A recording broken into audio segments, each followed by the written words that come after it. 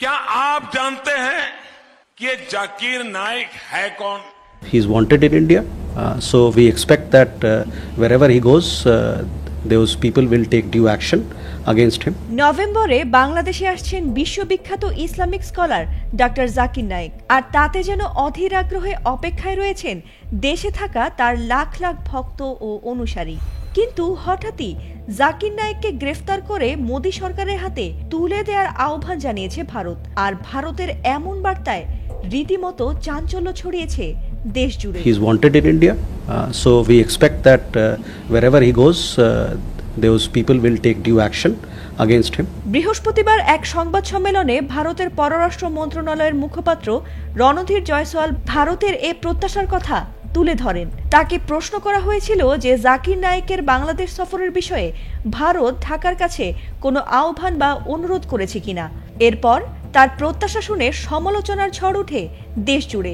এই বিষয়ে জানতে চাইলে তিনি স্পষ্ট ভাষায় বলেন, জাকির নায়েক একজন পলাতক আসামি, তিনি ভারতে ওয়ান্টেড। আমরা আশা করি বাংলাদেশ তার বিরুদ্ধে যথাযথ ব্যবস্থা নেবে। অর্থাৎ ভারত প্রকাশ্যেই জানিয়ে দিয়েছে যে যদি জাকির নায়েক বাংলাদেশে পা রাখেন তবে তাকে ভারতের হাতে তুলে দেওয়ার প্রত্যাশা করছে তারা।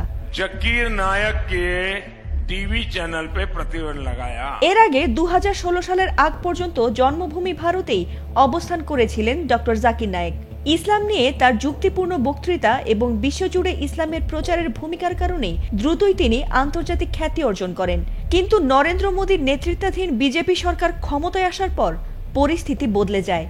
সাম্প্রদায়িক বিদ্বেষ ছড়ানো ও অর্থ পাচারের মিথ্যে অভিযোগ এনে তার বিরুদ্ধে একাধিক মামলা করা হয়েছিল, এমনকি বন্ধ করে দেওয়া হয়েছিল তার প্রতিষ্ঠিত পিস টিভিও। আর চাপের মুখে একই বছর ভারত ছাড়েন ডক্টর জাকির নায়েক, আশ্রয় নেন মালয়েশিয়ায়, যেখানে পরে স্থায়ীভাবে তিনি বসবাসের অনুমতি পান। তখন তিনি স্পষ্ট জানিয়ে দেন যে ন্যায় বিচার না পেলে তিনি কখনো আর জন্মভূমি ভারতে ফিরবেন না। এরপর হলি আর্টিজান কাণ্ডে বাংলাদেশেও তৎকালীন শেখ হাসিনা তার কার্যক্রমে নিষেধাজ্ঞা দিয়েছিল। তবে 2024 সালে সরকার পতনের পর সেই নিষেধাজ্ঞা শিথিল করা হয়।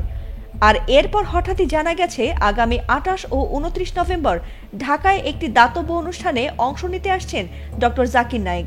আর অনুষ্ঠানটির আয়োজন করছে স্পার্ক ইভেন্ট ম্যানেজমেন্ট, যা অনুষ্ঠিত হবে ঢাকার আগারগাঁওয়ে। আর জাকির নায়েকের এই সফরকে ঘিরে আবারও নতুন করে আলোচনার সৃষ্টি হয়েছে।